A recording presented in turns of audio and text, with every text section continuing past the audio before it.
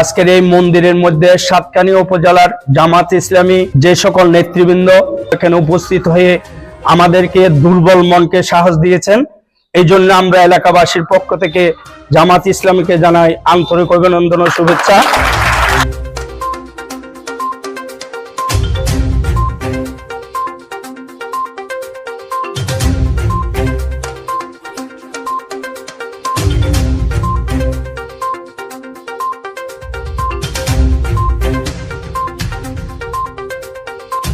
জামাত ইসলামী সাতকানিয়া উপজেলা পৌরসভার পক্ষ থেকে সবসময় আপনাদের এই মন্দির, আপনাদের বিভিন্ন সমস্যার সমাধান করার জন্য আমরা প্রস্তুত আছি। আমরা যে কোনো সময় আপনাদের ডাকা আল্লাহর রহমতে হাজির হব। প্রায় মন্দিরে বাংলাদেশ জামাত ইসলামীর নেতা কর্মীরা পাহারা দিচ্ছে। হিন্দু পাড়াগুলো, বৌদ্ধ পাড়াগুলো বাংলাদেশ ইসলামী ছাত্র শিবিরের নেতা কর্মীরা সেখানে পাহারা দিচ্ছে। সাতকানিয়া উপজেলার বাংলাদেশ জামাত ইসলামী যে সাম্প্রদায়িক সম্প্রীতির পরিবেশ বজায় রেখেছে, এর ধারাবাহিকতা ইনশাল্লাহ বজায় থাকবে। ইসলাম ওইটাই বলে সংখ্যালঘুরা সংখ্যাগরিষ্ঠদের কাছে পবিত্র আমানত। সুতরাং আমাদের পক্ষ থেকে কোন হিন্দুদের বাড়িতে, কোন হিন্দু ভাইদের ব্যবসা প্রতিষ্ঠানে কারো প্রতি কোন প্রকারের জুলুম, নির্যাতন বা অত্যাচারের কোনো সম্ভাবনা নেই। সদ্য সমাপ্ত হলো বৈষম্য বিরোধী ছাত্র আন্দোলন। গুম, খুন, লুটপাট, দুর্নীতি, অতিমাত্রায় বল প্রয়োগ, স্বৈরাচারিতা, ফ্যাসিবাদী কার্যকলাপ সহ বিভিন্ন অনৈতিক রূপে রাষ্ট্র পরিচালনার খেসারতে সর্বশেষ যে আন্দোলন গড়ালো এক দফায়, যার ফলশ্রুতিতে গত 5ই আগস্ট 1.5 দশক পরে ক্ষমতা হারাতে হলো আওয়ামী লীগ বা শেখ হাসিনার। শেখ হাসিনা পদত্যাগ করে পার্শ্ববর্তী দেশ ভারতে পালিয়ে গেলেও বিগত 1.5 দশক ধরে নির্যাতিত, নিপীড়িত মাজলুম বাঙালিদের মনে রয়েছে চাপা ক্ষোভ, যার ফলে ঘটে যায় দেশে বিভিন্ন কিছু অনাকাঙ্ক্ষিত ঘটনা। এরই ভেতর কিছু স্বার্থান্বেষী দল সাম্প্রদায়িক দাঙ্গা, দেশের ভাবমূর্তি বিনষ্ট ও প্রতিবেশী দেশ ভারতের সিম্পেতির জন্য সংখ্যালঘু তথা ভিন্ন ধর্মাবলম্বীদের মন্দির, গির্জা, উপাসনালয় ও তাদের বাড়ি ঘরে হামলা করার পরিকল্পনা নেয়। যা টের পেয়ে বাংলাদেশ জামায়াত ইসলামীর কেন্দ্রীয় কমিটির সিদ্ধান্ত অনুযায়ী জামায়াত আমির ডাক্তার শফিকুল ইসলামের নির্দেশে গত 5ই আগস্ট থেকে আজ পর্যন্ত দেশের প্রায় প্রতিটি এলাকায় ছাত্র শিবির ও জামাতের তড়িৎ পাহারা কমিটি গঠনের মাধ্যমে দেশের প্রায় প্রতিটি ওয়ার্ডে জামাত ও শিবির কর্মীরা আজ পর্যন্ত সংখ্যালঘুদের উপাসনালয় ও তাদের ঘরবাড়ি পাহারা দিয়ে আসছে।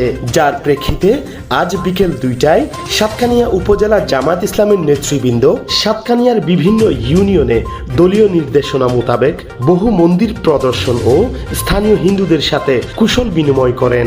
এই সময় উপস্থিত সংখ্যালঘু সম্প্রদায় ও স্থানীয় জনসাধারণ বাংলাদেশ জামায়াত ইসলামের এই মহতী উদ্যোগকে স্বাগত ও সন্তুষ্টি জ্ঞাপন করেন। 15 বছর নৈরাজ্য শাসনের পরে জাতি, বর্ণ, ধর্ম নির্বিশেষে আজকের এই সুন্দর পরিবেশের মধ্যে, আজকের এই মন্দিরের মধ্যে সাতকানিয়া উপজেলার জামাত ইসলামী যে সকল নেতৃবৃন্দ, কাঞ্চন ইউনিয়ন পরিষদের যে সকল নেতৃবৃন্দ এখানে উপস্থিত হয়ে আমাদেরকে দুর্বল মনকে সাহস দিয়েছেন, এই জন্য আমরা এলাকাবাসীর পক্ষ থেকে জামাত ইসলামীকে জানাই আন্তরিক অভিনন্দন ও শুভেচ্ছা।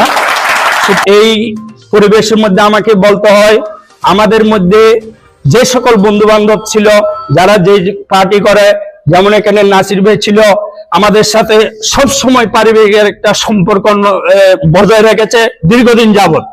এবং আবু তাহের ভাইয়ের সাথে আমার অনেক ব্যাপারে কথা হয়, কৌশল বিনিময় করেছেন উনি। আমাদের যতগুলো মন্দির আছে, এই মন্দিরের সকল নেতৃবৃন্দ এবং সমাজের মুরব্বীদের বসে আমরা একটা এখানে আলোচনা করব, ভবিষ্যতে ভোটের সময় কিংবা অন্যান্য সময় আমরা কি অনুসরণ করব, সেটা তাদের বক্তব্য নিয়ে আমরা আবু তাহের ভাইয়ের সাথে, এটা নেতৃবৃন্দের সাথে বসে যেটা করার, যা করার আমরা করব।